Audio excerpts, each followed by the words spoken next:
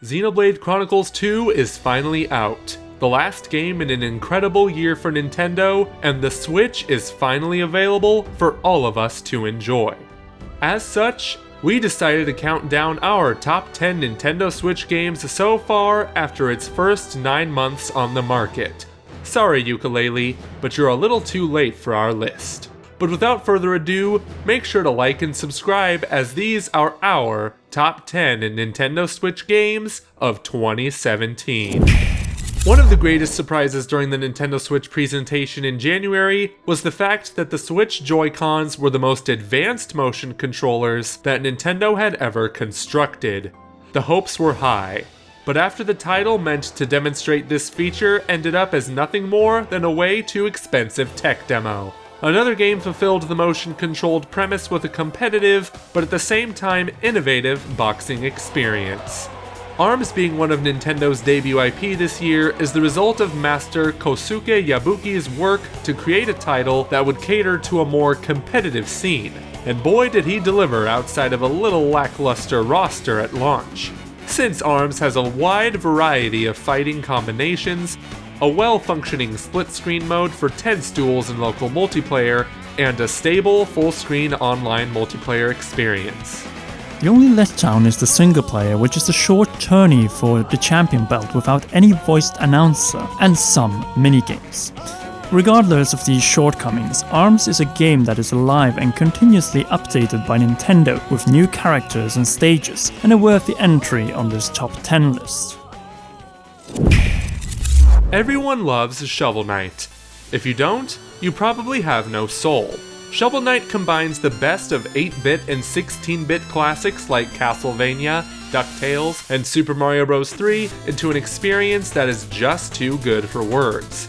So of course, it was perfect for the Switch since A, it has no virtual console yet, and B, because it's great to play at home and on the go.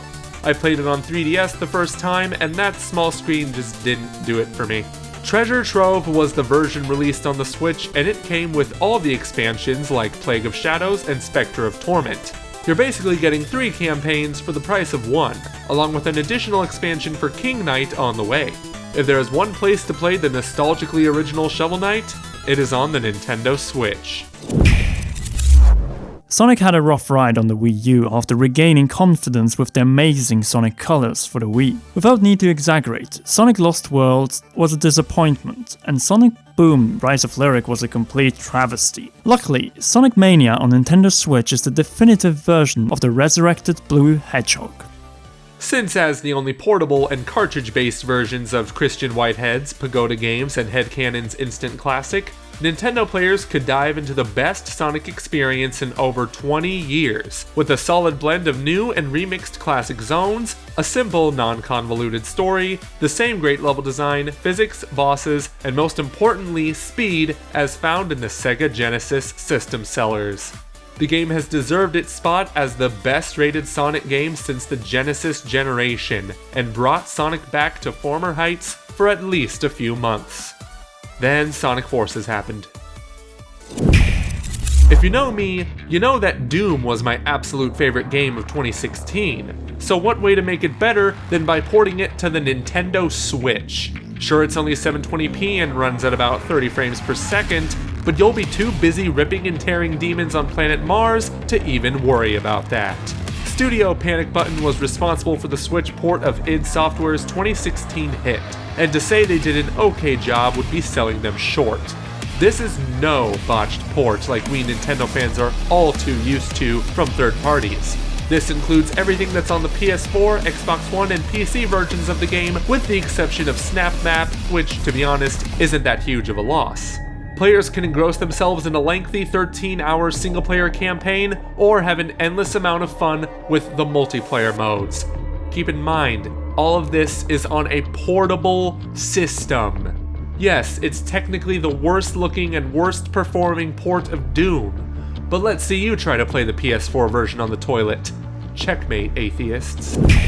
In many instances, remasters can be a cash grab, but when done right, you end up with titles like Mario Kart 8 Deluxe. Improving on everything the Wii U bestseller lacked, Mario Kart 8 Deluxe is without a doubt the ultimate Mario Kart experience. Since this game is a value package rarely seen with all the 32 original and 16 additional DLC tracks, both original and DLC characters, new vehicles, dual items, though this one is a little unbalanced, and obviously way too fast 200cc speed settings.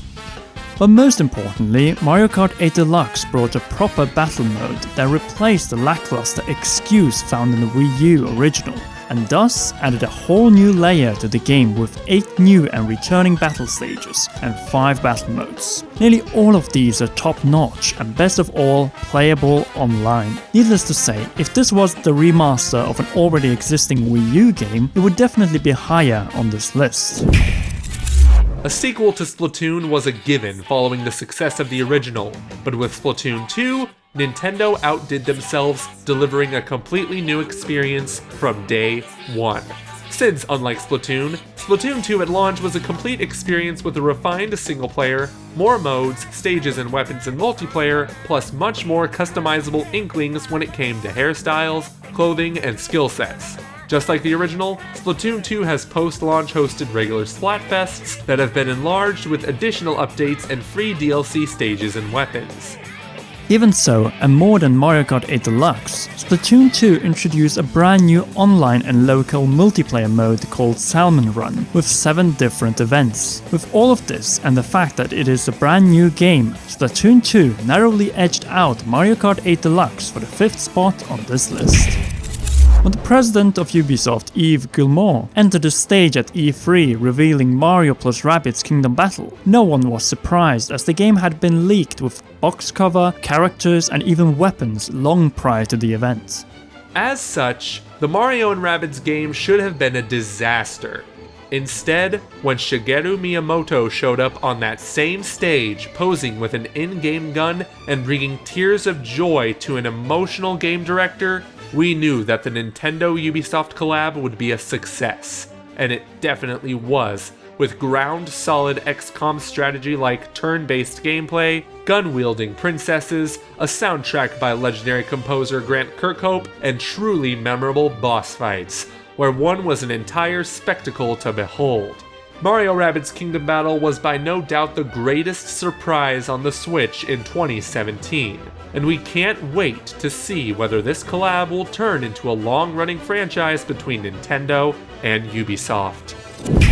We saw the Wii era end with one of the greatest JRPGs of all time. Now we see the Switch era begin with its sequel, Xenoblade Chronicles 2. Okay, it's not technically a sequel since X came out between the two games, but 2 has a lot more in common with the first game than X did. If you're looking for a single game to keep you occupied for the next few months, Xenoblade Chronicles 2 should definitely be high on your list, as it will deliver hundreds of hours of quality content in its main quest alone. You'll be traveling through gargantuan landscapes on the backs of titans as you make your way to Elysium aided with the help of your blade, Pyra. Everything about this game is deep, from its real-time combat to its story. JRPG fans are sure to love this one, and if you aren't a JRPG fan, Xenoblade is a great place to start. You might be able to finish the game faster thanks to the Switch's portability, because we know how tough it is being an adult with little time on their hands in this day and age.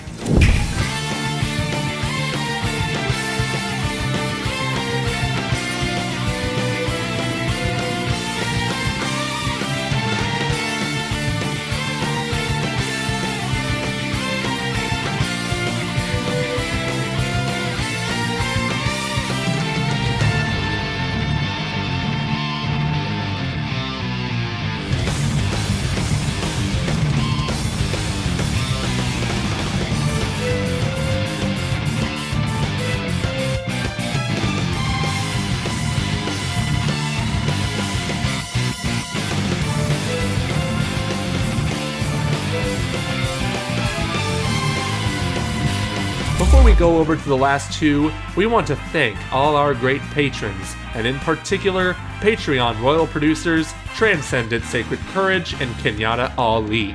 If you want to support us beyond liking this video and subscribing, check out patreon.com/commonrealm. And as you might have guessed, our top 2 games of 2017 are obviously The Legend of Zelda Breath of the Wild and Super Mario Odyssey.